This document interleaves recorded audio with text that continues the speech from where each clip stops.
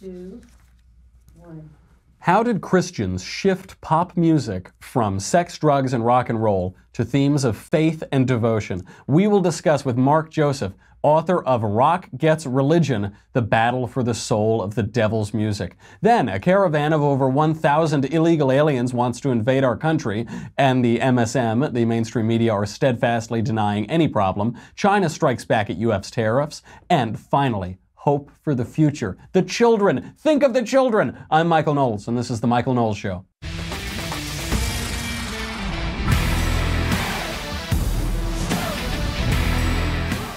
So much to get to today. So much to get. We've got to talk about Jesus behind the music. That we've got to talk about, the E! True Hollywood story. We've got to talk about this invasion that's happening. That, oh no, it's okay, no big deal. No one's paying any attention to it. There's a caravan of over 1,000 people on its way to the U.S. and all of the political implications for that. China. Everyone is getting China wrong. Everyone's getting these tariffs wrong. They're oversimplifying. We'll go through what's actually happening. And then, of course, hope for the future. But before we do that, we have to thank a sponsor. And Ben told me this one's especially important to thank. Ben said this one really has a lot to do with where the company is going in the future. That would be ZipRecruiter.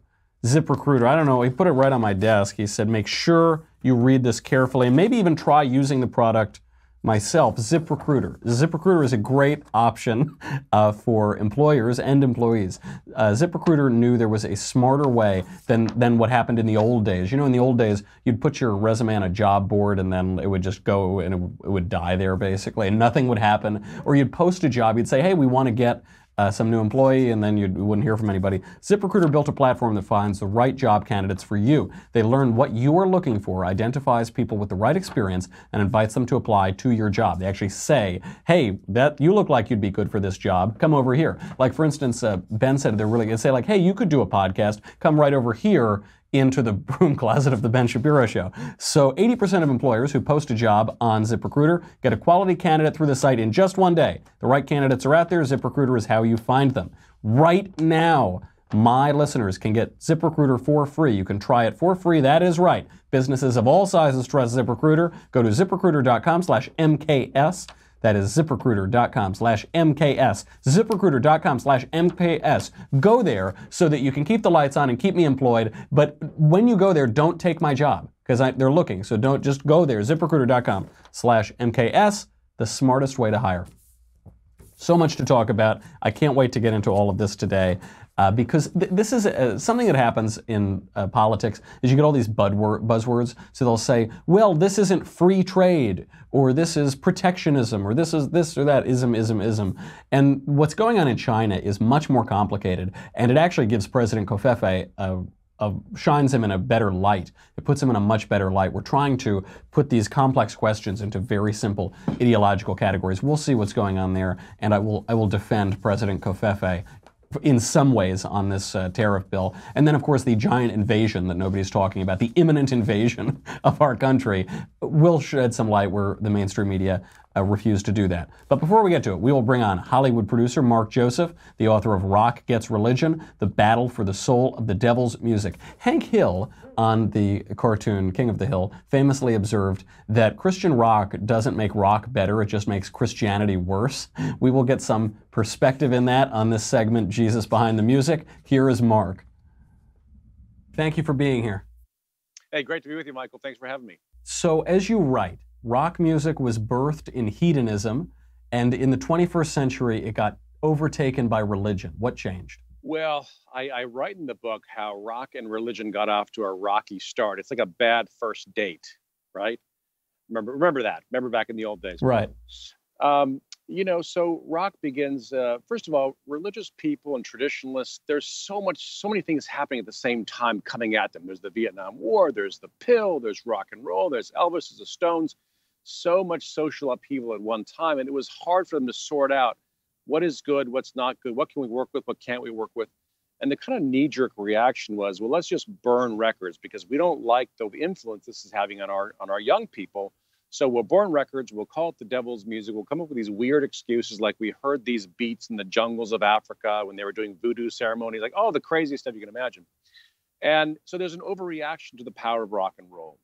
And it took a while for especially religious leaders, more conservative figures to go, wait a minute, there's nothing inherently wrong with this music. It's all about what you're singing and talking about. And so that overreaction then leads to the formation of the Christian rock industry, which is like a parallel universe. So you have kind of normal music over here, and then you have contemporary Christian music over here that's happening on a parallel track. And that went on for about 30 years until what I talk about in the book is the mainstreamization of those artists. So the kinds of artists that you didn't know growing up, bands like artists like Phil Keaggy and DeGarmo and Key and all these amazing artists that never really got heard because they were in this Christian music business. What's happened today is there's been a radical change, and the mainstream music business is actually full of a lot of very religious people. People don't quite realize that people like Taylor Swift and Justin Bieber and many others are actually kind of, ordinary kind of church-going Americans, in the case of Justin Bieber, Canadians. And these artists have really brought their influence to bear in the mainstream music business, not off in the fringe. What is it precisely that did this? Because I remember, I'm old enough to remember the time before Christian rock became basically the mainstream of pop music. Now, you suggest some possibilities in the book. Was it perhaps 9/11 that did this? Was it The Passion of the Christ as this mainstream, obviously 100% Christian movie? What events do you think pushed these religious undertones that had maybe always been around rock music or coming up from gospel and pushed it into the mainstream? Sure. I talk about four big things in the book. So the first thing is artists like a Justin Bieber is a great example. In the past, and a lot of this has to do with theology, believe it or not, but the way you believe and the things you believe and the way you look at the world really influences how you act. And so we had a theology of separation back in the day, which was what Christians would separate themselves from the world. They would use kind of Bible verses out of context and say, come ye apart and be separate. Because the mainstream rock business is dirty, we have to separate and form a Christian side of it. You hear it in politics as well. Politics is dirty. We should get out. Let's separate. So that began to change. And so Justin Bieber is actually a really good example because his mother is a very devout Christian woman. And in the past, Justin Bieber would have been guided to Nashville to sign with a Christian music label as the son of a very devout Christian woman. And then you and I wouldn't have heard of Justin Bieber except for on the fringes of culture. Right. He goes mainstream. So that's happened with dozens and dozens and dozens of artists. The second one that's really significant is American Idol. American Idol plays a significant role in this process because in the 60s, 70s, 80s, and most of the 90s, basically our rock and pop stars are picked by 10 white guys in Hollywood. Now, you may think you're an Eagles fan and you discovered the Eagles in 1975, but you really didn't. You only discovered that because a guy a gatekeeper in Hollywood discovered them for you, and that's how you discovered them. So there were these gatekeepers. Clive Davis is one that I talk about in the book. And let's just say that Clive Davis's values were a little bit different than your values, probably, or than Ben's values. Right. And so certain people were getting chosen to be rock and pop stars because the gatekeepers approved of them.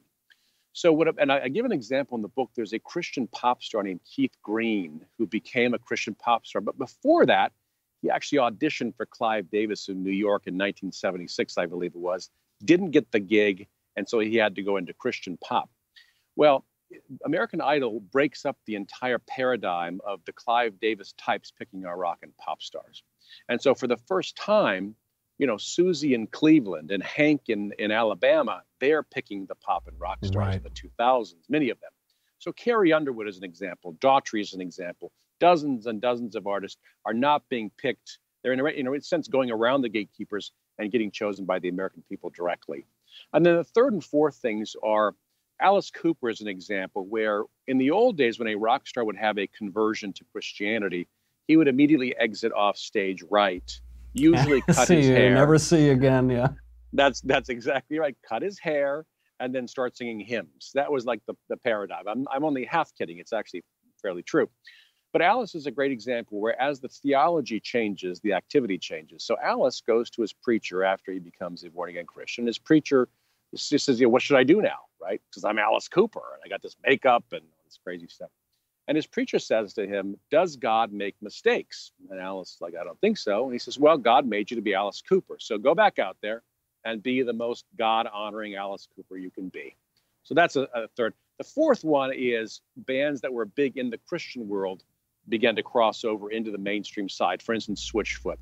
Or Joy Williams actually had a career as a Christian pop star before she became half of the Civil Wars, who became this popular band. So those four phenomena have really changed the landscape. Speaking of Switchfoot, you write in the book, quote, "Switchfoot presented fans and the pop music culture with a winsome group of surf rockers whose smiles, floppy hairstyles, and comforting personae masked a deep message, one that was in some ways far more troubling than anything that Marilyn Manson, Eminem, or Insane Clown Posse had managed to shock the public with. Rock and roll is all about rebellion. What does rebellion look like in the 21st century, in 2018? That's a great question. I went to a Switchfoot concert at the House of Blues one time, and I looked back up in the seats, and I saw three generations of fans. I saw grandparents, parents, and kids. And I thought this is really interesting because, again, rock and roll is birthed in, I'm going to do something that my parents don't want me to do. And yet, what does that look like today? I mean, the same thing happens with Kiss concerts. I've heard the same thing as well, that you have three generations of fans there.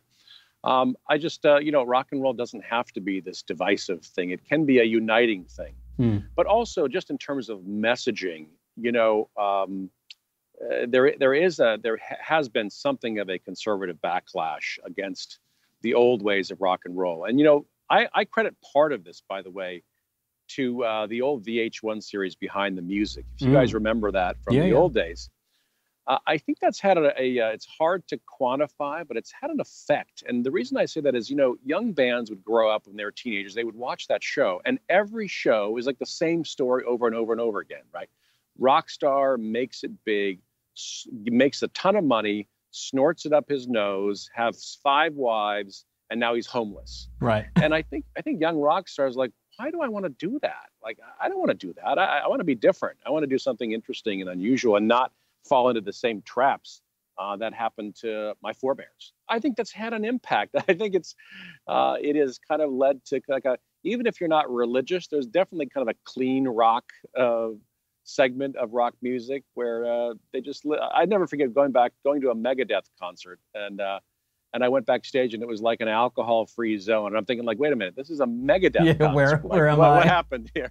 Right. There is something that gets a little exhausting about sex, drugs, and rock and roll, right? If all you're doing is going out and doing a bunch of drugs and partying all night, at a certain point it does get old. It's not very gratifying. You do get sex-hausted ultimately. And that might be it too, where to say, it's very easy. It's cliche to say go out and party all night and have casual sex forever and ever. There's a time and a place for everything, and that place is college. But you have to graduate college at some point. You have to go on and grow up eventually. And there's a real rebellion in that. I think it's why Jordan Peterson is selling a gazillion books now, and other people who talk about this. People say, maybe I should clean my room. Maybe I should get my life in order. Maybe there's something rebellious about that. Well, when the culture is now baby boomers, to be countercultural is, in a sense, going against that ethic. And there was a funny moment I talk about in the book when Justin Bieber speaks out against abortion. And I just thought it was so odd that I'm watching The View one day, and the old ladies in The View are scolding Justin Bieber for being pro-life. It's like, something is wrong with this picture, right? They're saying, well, he doesn't understand because he's too young. It's like, when you have a 60-year-old, whatever her age is, Joy Behar, like scolding whoever was in The View that week, I can't remember who it was.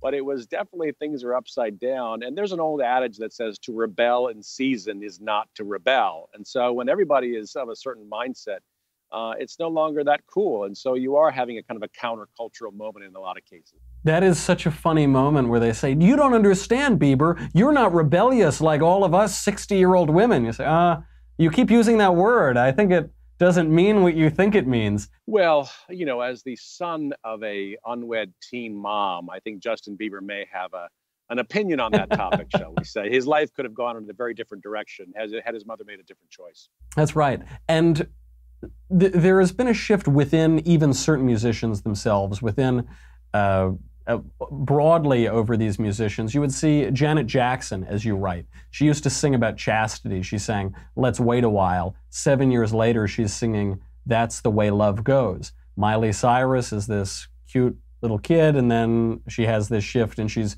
doing heinous and not even terribly scintillating things on stage during the VMAs. Is this a cultural shift, or is this just the way the music industry works? Well, there is a process. I give the Janet Jackson story in the book, and it's a great example. And thank you for reading the book, by the way. What a shock! An interviewer has read the book. They never do it. The only interviewers only ever read my book because it's a quick read. But I really enjoyed the book. I recommend it to anyone listening and watching. No, thank you. Yeah, there's a certain pressure the music business puts on you, and Janet's a great example. I've interviewed her once years ago. But, sure, her mother is a very devout Jehovah's Witness. She's sort of a traditionally conservative type person. But over a period of time, the music business kind of wears you down. And the other thing that's an interesting phenomenon is there's a lot of male songwriters write kind of male sexual fantasy songs and then give them to female songwriters and say, "Here, sing this." Right. And it's a very odd thing. As I went back and researched some of the most sexual songs in our history, I found out that most of them are written by like middle-aged men, right? And there just weren't. I remember thinking about even an old song. You may remember there's a song, the Divinals. I Touch Myself. I thought to myself, I looked that up, and those are guys that wrote that song. Of course, like, that's a guy. Shocker. What he's hoping, right? What he's hoping a young girl's going to say.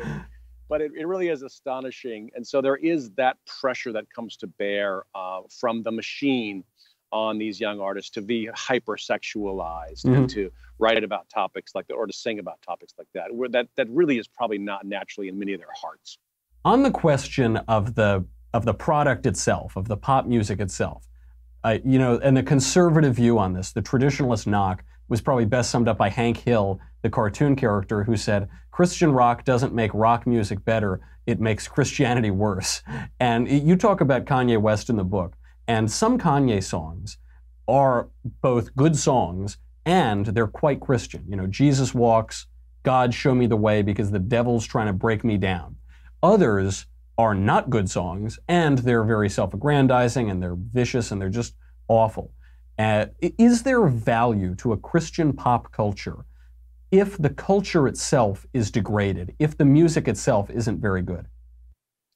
Does this mean you're not going to be buying Snoop Dogg's gospel album? I was waiting to be on it. I was hoping he would ask me to perform, but c'est la vie, tough business. Right. Well, seriously, on a serious note, I think what happened in the old days, like when we were kids, your friends would say, "Well, Christian rock sucks," whatever. What I discovered, what it really wasn't the artists, it was the pressures that would come to bear on an artist in the Christian music industry that would make the music kind of boring and derivative and in a certain way. And the reason I know this for a fact is like an artist like Joy Williams. So when she did 3 Christian pop albums, it was Christian pop. She kind of breaks free of the constraints of that industry and then becomes the Civil Wars. And now suddenly every NPR-loving, Volvo-driving person on the East Coast loves her and adores her. Right. It's the same person, but she was now more free to express herself artistically. She had a better budget. So I don't think the artists themselves or the music was that way, but sometimes the pressure of that industry caused it to be less than great music. But in terms of like the hip hop community and the gospel community, there's always been a tension between those two worlds. And there's always been a temptation on the part of especially African-American artists to make one-off gospel albums, right? So you've got Snoop Dogg doing, kind of R-rated or X-rated stuff. Then I'm gonna do my gospel album now, which is always a little bit weird. Right. But, I don't want to judge anybody's gospel album, but I think what we're moving more toward is a cohesive view and a cohesive person who doesn't do one-offs.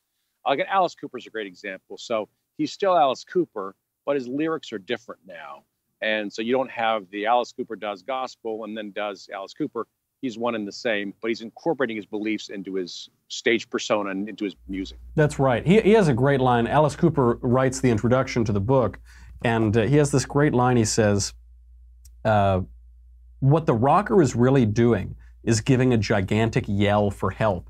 And it's a good line for conservatives who say, oh, I don't want to listen to this. You know, the Alan Bloom idea of like it's all bad and making the kids immoral. There is this other side of it, which is perhaps this is a kind of cry for meaning and a cry for God that we all do, and the most, you know, black nail polish death metal guys are maybe doing it more than anybody else. My last question, then I'll let you go, is on the future. You've been around here a long time. You've written about this. You've participated in these industries. You know a lot of the players. Where is Hollywood headed? We're in the Me Too era. We're seeing a rise of Christian music and religious movies. What do the next 10 years of the entertainment industry look like? Well, you know, I was thinking about this the other day, and I went back and rewatched a lot of I Love Lucy. And I thought to myself, now, how is it that, first of all, her maiden name is Lucille McGillicuddy. Call me crazy, but she's Irish. Cuban, right? So you have an Irish girl and a Cuban guy that get together. Call me crazy, but they're probably Catholic. Now, when did you ever see a Catholic moment of any kind in that entire TV series? Did they ever go to Mass? Was there ever a priest? No, they just slept in separate beds. That was the only moment. You know what? I have to amend that is correct. That's a Catholic moment. But the point is, there's no religious moment that I could see in that entire series of two Catholic people who've got together and fell in love and got married. And I think what it is we had this obsession in a great part of the last 50 years with de-religiousizing our pop culture. And I don't know what the reasons were exactly. Maybe it was an advertiser saying, hey, don't show them with a priest. You know, we don't want to take sides in religion. But the point is we've bent over backwards to create this fake secular culture that doesn't even exist in our real lives. You know, our neighbors go to church once a week. Your neighbor goes to Bible study, whatever it might be, to temple. And so for some reason, we felt the need to create a fake artificial culture in our media that's not reflective of our lives. We always talk about, we got to keep it real. Well, we haven't been keeping it real. And so I think those walls are breaking down, and more artists, consumers are saying, why can't that character go to church on that show? Why can't there be a song that talks about faith? So I think if you're a person who wants your entertainment separated from faith and spiritual expressions, I think the last 10 years and the next 10 years will be the ultimate nightmare for you, because there's no stopping it now. The boundaries have been broken down, and people are refusing to abide by those old rules where you have to separate your art from your life. And, you know, I believe in God, and I think that the most interesting pieces are the ones that, you know, explore what it means to be human and life after death and life and meaning and all those things. When we can't do that, then it kind of limits and makes art less interesting. So for me, you know, I think I'm one of 90% that believe in God. I think it's fine that we have our entertainment with a side, with a strong helping of God in the mix, and faith and religion. And if it becomes divisive, that's another issue that could happen. But if it's in a way that causes us to think deeply about things in our lives and meaning, I think it's fine. And that's such a good point. It's that secular, that unreligious, that world where there's no faith discussion whatsoever, that's just made up. That's totally fictitious. And what are we afraid of? Why are we so afraid to have our art reflect real life? To quote some rock music, we're not going to take it. We're not going to take it. We're not going to take it anymore. Mark, thank you so much for being here. The book is really good. I recommend it to everybody. Rock Gets Religion. Excellent. Really good to have you here, Mark Joseph. Thanks so much. We'll have to have you back again. Thanks for having me. Cool is that guy? That he almost, I'm not a big fan of Christian rock, but he did make a compelling argument that part of the reason that the Christian rock was so terrible is because it was this ghettoized industry. And now that we've taken over the mainstream, there's something really beautiful about that. I've been saying this all along, that when the gatekeepers go away, a much better culture emerges than the one that gatekeepers in Hollywood and New York have foisted on us for so many decades. We have to talk about the news. We have a lot more to talk about. How everyone is oversimplifying the China situation, the invasion on our southern border, as well as a moment of hope. We have to turn, of course, to the leader of the future, our dear leader, David Hogg. We will look at that as well. But if you are not on dailywire.com. You just can't do it. I'm sorry. You need to go there right now. It is only $10 a month or $100 for an annual membership. If you already subscribe, thank you very much. You help us keep the lights on. What do you get? You get me, you get the Andrew Klavan Show, you get the Ben Shapiro Show, you get to ask questions in the mailbag coming up with Mr. Andrew Klavan himself. It's going to be very good. The Supreme Lord of the Multiverse. You can get all your mailbag questions in for tomorrow. Make sure you get them in ASAP. But again, none of that matters whatsoever. You get this. You get the Leftist Tears tumbler. I use mine every day. I was without it for that week that I was in New York. I barely made it back. I barely made it back alive. I was going to have to swim back. I felt like I was in late stage Titanic without my Leftist Tears tumbler. Don't put yourself in such danger. Don't allow your family to be in such risk and danger. Go to dailywire.com. We'll be right back.